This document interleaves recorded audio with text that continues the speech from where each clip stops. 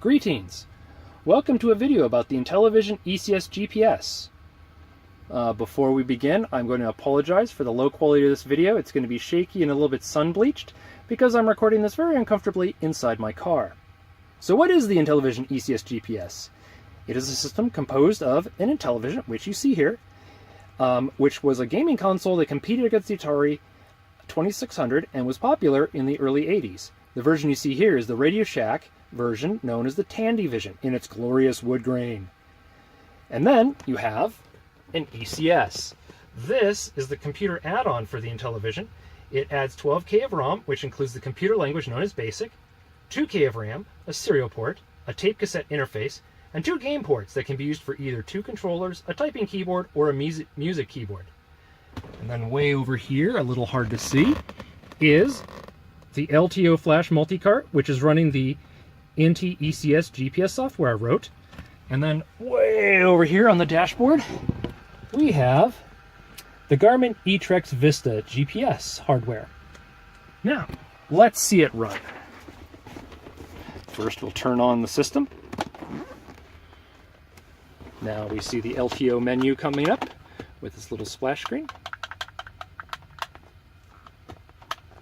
And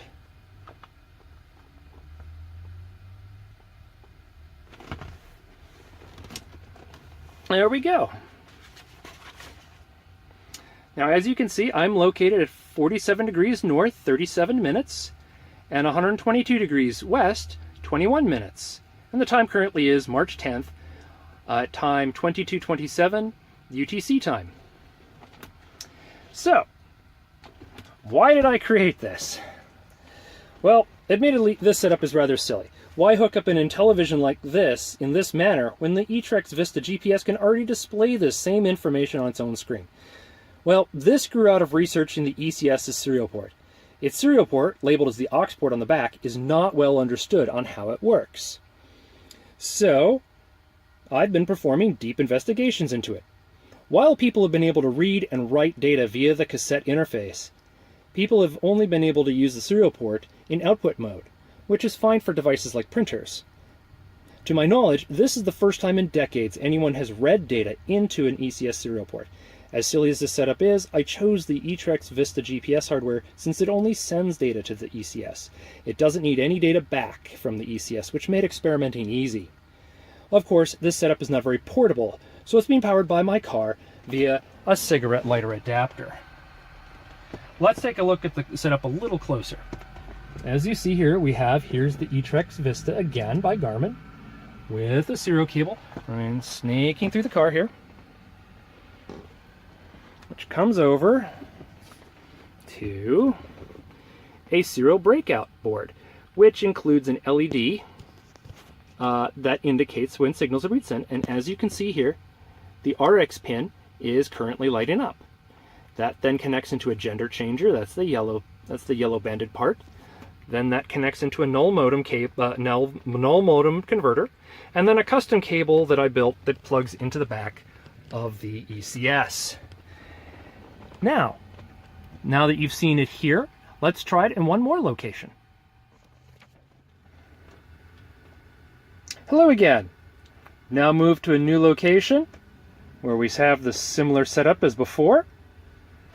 New location is 47 degrees north and 35 minutes, 122 degrees west and 19 minutes. The GPS is now picking up differential satellite signals, so the position error on the right side of the screen is smaller than previously. Anyways, where is that located? Still in Seattle, but I'm now at Seattle CenturyLink Field, and that is where the Seahawks play. Okay, let's try driving around. And don't worry, for safety reasons, the camera is now tripod mounted, and I will be driving around in an empty parking lot. And here we are driving around in the parking lot for CenturyLink Field.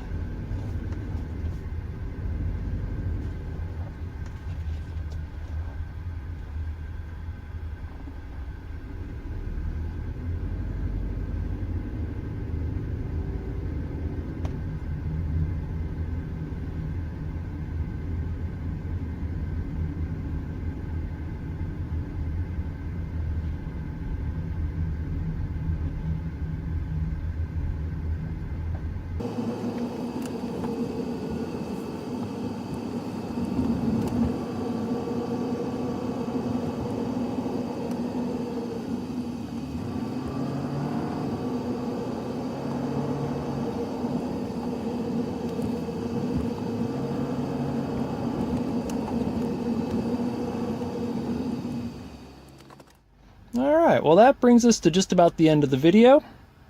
The software is going to be available on AtariAge.com at a link in the video description below. Anyways, I hope you all enjoyed this video. Thank you.